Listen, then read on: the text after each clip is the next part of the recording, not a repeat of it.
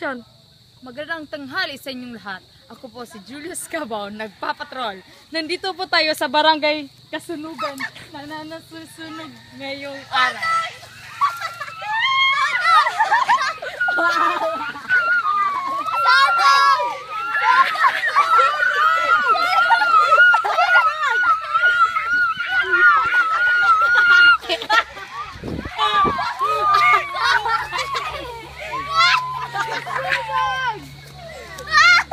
Okay ka lang ba? Dali, i-report!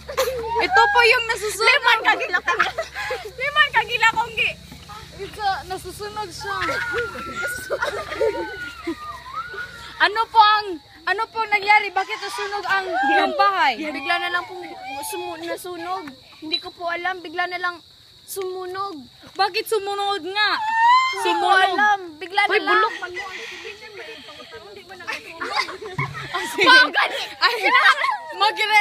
Nandito po si Nandito po si Eliza Mary Pakwang. Magre-report po tayo sa kanya. Ano masasabi mo sa sunog? Walang alam.